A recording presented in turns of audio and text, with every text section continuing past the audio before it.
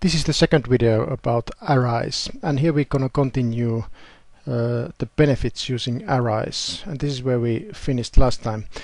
There was one mistake here. Context, the content. Sorry, content. All right. So let's say that the task is to have three variables and set their values to 2, 4, and 6. Using normal variables, non-array variables, I mean these ones here, we will do it like this. We will say x set to 2, y set to 6, and z set, this was 4, 2, 4, and the last one 6. And how would we print this? We will print this like this. Let's say just here that x, the content of x, y, z, and we just print it here, x, y, and z, like that. All right. So this will print 2, 4, 6. Doing the same thing with an array, well, it's already here. I happened to do it in the last video. So this is how we will do it with an array. So the first item to 2, the second item to 4, and the third item to 6. And we will print it here. Let's make it a little bit shorter. Array, and let's combine them, these codes here, like that. And let's now check a little bit this code. I'm trying to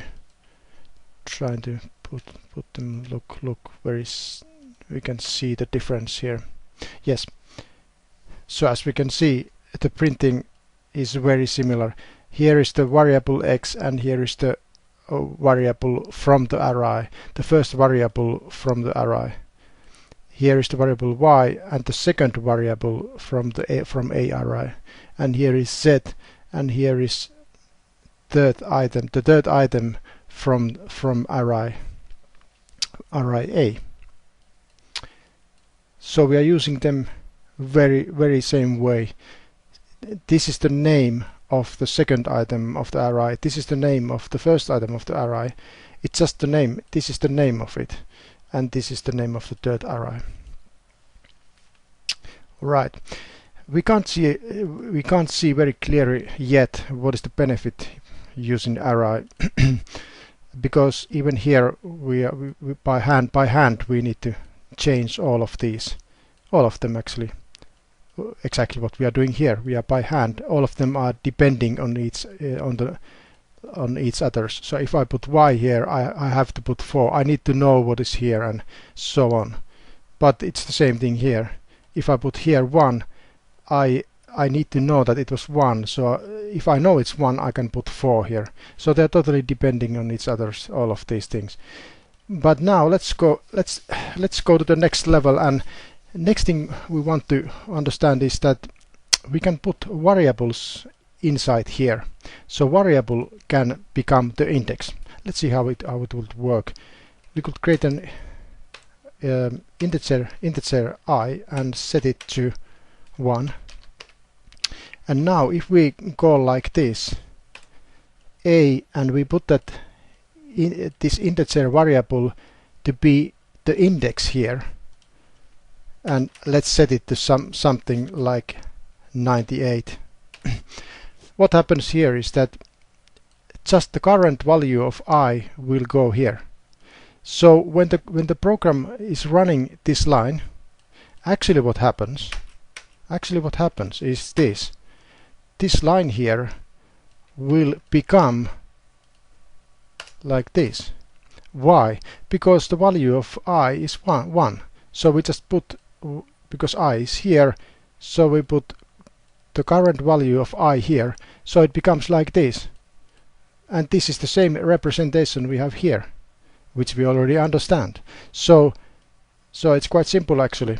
So we just put the current I value here, because we want to get the value of I here, and then we will put it here. Okay, the next level will be to use it a little bit more. I will take out all of these temporary. I will put them here back so that they don't confuse here. Next level will be that let's create an integer I, and let's set I to 0 because we want to first use the first item of the array. So we could use this I now like this. Set the ith item to 2. So now I is 0, so we will put the current value of I here, so this becomes actually 0. It becomes 0. We don't see it, but that's what the computer will do, obviously. So it will put the current I here, which is 0, so it will set a 0th item to 2. Now we can change I to 1 so that we can get access to the second item of the array, and we could do like this. So now we don't need to change anything here, we just use the same I here. That's the benefit here. So now I is changed to 1, so 1 goes here now. So deep inside in the machine, at some point the computer will do this one. This becomes like this. We don't see it, we don't see this thing, but the program will do it somewhere behind the scenes. This one. Okay, and lastly we could change one more time. Now we can change the index to 2, and this becomes the only thing we need to change is what do we want to set it to. So we want to set the second item to 4. And as we can see, the good thing with this code compared to the other code is, which was here, this was the first code. We needed to change these indexes by hand here. I think this is a little bit more elegant in a way, because we can keep this code here. This is doing exactly the same thing. It's setting the 3 items to 2. Sorry, there's a mistake. 4, 6. It's doing exactly the same thing, but we can keep this code here. These three things here, we can keep them the same. So it's more general, I would say. This thing here is not dependent on these lines. It remains the same.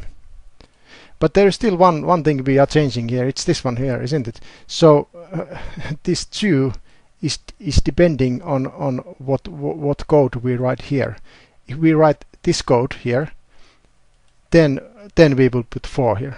So it's not totally independent yet. It's a little bit better, I will think, but let's make it even better now. I will paste this here. And how could we improve it a little bit more?